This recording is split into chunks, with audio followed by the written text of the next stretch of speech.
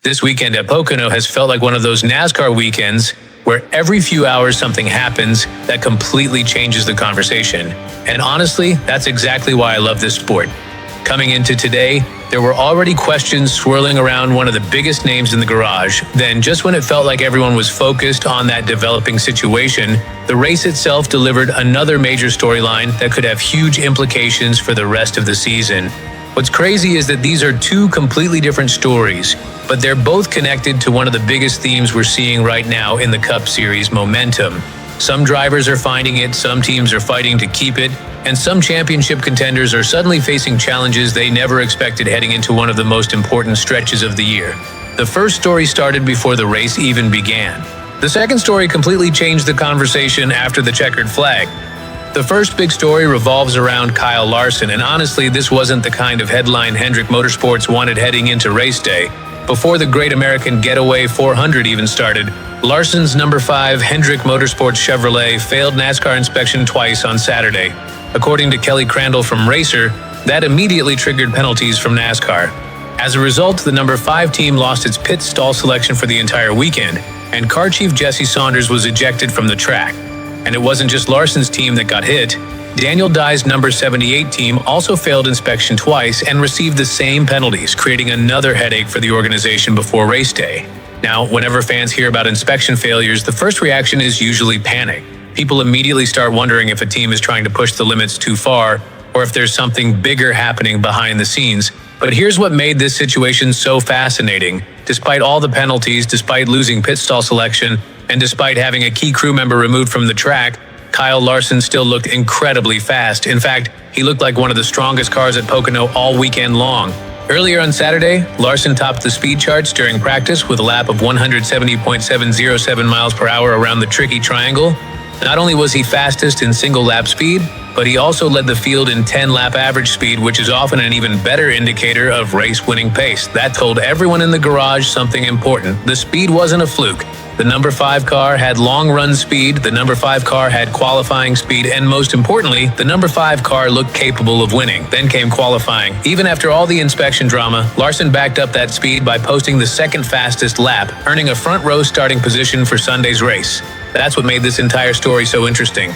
The penalties created adversity, the inspection failures created distractions.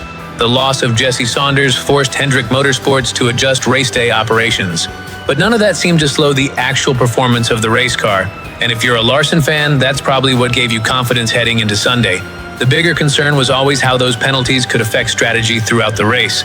Pit stall selection matters, crew communication matters, every little advantage matters when you're competing against drivers like Denny Hamlin, Christopher Bell, William Byron, Ryan Blaney, Chase Elliott, Tyler Reddick, and the rest of the Elite Cup Series field.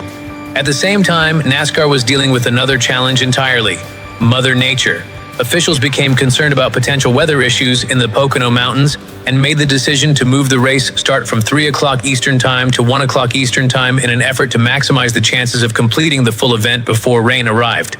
That added another layer of uncertainty to an already chaotic weekend.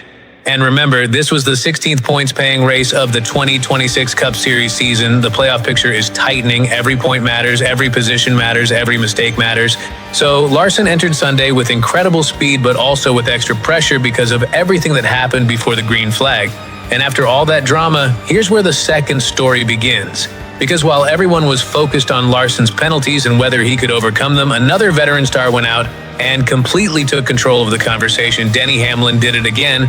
And honestly, at this point, NASCAR fans have to start asking a serious question: who is going to stop this guy? Hamlin captured his 3rd consecutive victory by winning the Great American Getaway 400 at Pocono Raceway, continuing one of the hottest stretches we've seen from any driver this season. The number 11, Joe Gibbs Racing Toyota, looked strong throughout the day, but the race really swung in Hamlin's favor following the final restart. Once he got out front, he simply drove away. The lead pack couldn't match his pace, the strategy worked, the execution was flawless, and Hamlin built enough of a cushion to comfortably maintain the lead, despite extending his final green flag pit sequence longer than several of the drivers around him. This wasn't a fuel mileage gamble that barely worked. This was control, pure control. And when you watch championship caliber teams operate at their best, that's what it looks like. One of the biggest storylines late in the race involved Christopher Bell. Bell attempted to stretch fuel for the final 52 laps and looked like he might pull off something special. But heartbreak struck at the worst possible moment. Coming to the white flag, Bell ran out of fuel. Just one lap away, one lap. Instead of fighting for a possible victory or a podium finish, Bell fell all the way to 26th place and became the next to last car on the lead lap. That result could end up hurting significantly when the playoff battle becomes even tighter later in the season. Another major story from Pocono was the performance of Legacy Motor Club. This was arguably one of the organization's strongest days in a long time. John Hunter Nemechek led a season-high 42 laps and brought home an impressive fourth-place finish. Meanwhile, Eric Jones finished sixth and gained valuable ground as he continues fighting to move closer to the playoff cutoff line. For Legacy Motor Club, that's the type of weekend that can completely change momentum inside an organization. As for the final top 10, Denny Hamlin took the win, followed by Tyler Reddick in second, William Byron in third, John Hunter Nemechek in fourth, Kyle Larson in fifth, Eric Jones in sixth, Chris Buescher in seventh, Ross Chastain in eighth, Ty Gibbs in ninth, and Ryan Blaney in 10th. Just outside the top 10 were Chase Elliott in 11th, Chase Briscoe in 12th, Daniel Suarez in 13th, Austin Cindric in 14th, Ricky Stenhouse Jr. in 15th, Riley Herbst in 16th, Michael McDowell in 17th, Austin Hill in 18th, Todd Gilliland in 19th, and Carson Hocevar in 20th. Further back, Bubba Wallace finished 21st, AJ Allmendinger 22nd, Connor Zilisch 23rd, Cole Custer 24th, Austin Dillon 25th, Christopher Bell 26th, Alex Bowman 27th, Ryan Preece 28th, Daniel Dye 29th, Cody Ware 30th, Shane Van Gisbergen 31st, Ty Dillon 32nd, Josh Berry 33rd, Joey Logano 34th, Casey Mears 35th, Noah Gragson 36th, Zane Smith 37th, and Brad Keselowski 38th. Looking at the bigger picture, I think these two stories tell us a lot about where the NASCAR season stands right now.